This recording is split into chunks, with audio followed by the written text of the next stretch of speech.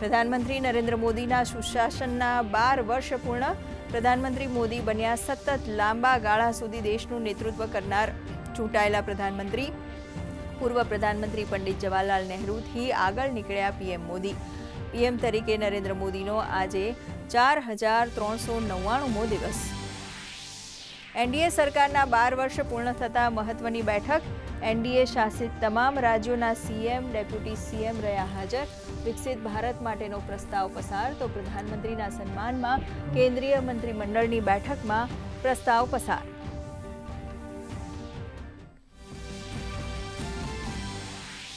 પ્રધાનમંત્રી નરેન્દ્ર મોદીના પરિવર્તનકારી નેતૃત્વ અને ગ્લોબલ સાઉથનો અવાજ ઉઠાવવા બદલ દુનિયાભરમાં પ્રશંસા. પીએમ મોદીની ઉપલબ્ધિના ઉપલક્ષમાં દેશમાં વિશેષ પૂજા પાઠનું આયોજન. રાજ્યમાં પણ મંદિરોમાં વિશેષ પૂજા.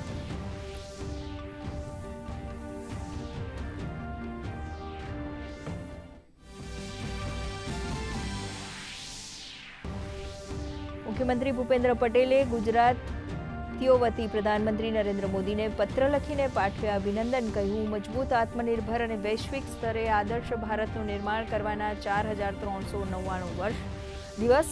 તો નાયબ મુખ્યમંત્રી હર્ષ સંઘવીએ કહ્યું, પીએમ મોદી જનજનના અતૂટ વિશ્વાસનું પ્રતીક. પ્રધાનમંત્રીના સુશાસનના 12 વર્ષ પૂર્ણ થતાં અમદાવાદને કેન્દ્રની ભેટ. કેબિનેટે અમદાવાદમાં મેટ્રોના ફેઝ 2A આપી મંજૂરી.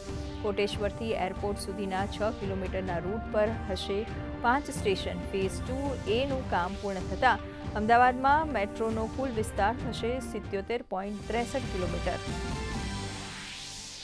રાજ્ય સરકારનો ખેડૂતોના હિતલક્ષી નિર્ણય. રાજ્ય સરકારે બાજરી, મકાઈ અને જુવારની ટેકાના ભાવની ખરીદી મર્યાદા વધારી. બાજરીની ખરીદી મર્યાદા 100 મણથી વધારીને કરાઈ 175 મણ. આ નિર્ણયથી ખેડૂતોને થશે સીધો આર્થિક લાભ.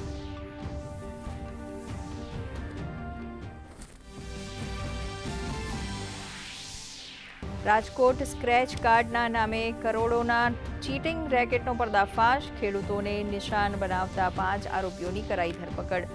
લોભામણી, લાલચથી લોકોને દૂર રહેવા ડીસીપીની અપીલ.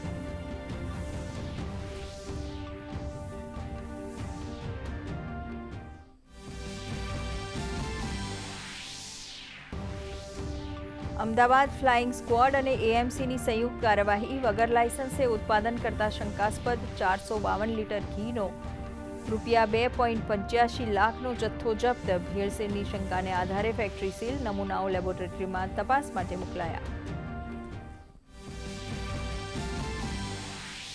વેસ્ટર્ન ડિસ્ટર્બન્સના કારણે રાજ્યમાં આગામી 7 દિવસ સામાન્ય વરસાદની આગાહી. 10 જૂનથી 16 જૂન સુધી સૌરાષ્ટ્ર અને દક્ષિણ ગુજરાતમાં વરસાદની વકી. તો વલસાડના ઉમરગામમાં ભારે પવન સાથે વરસાદ.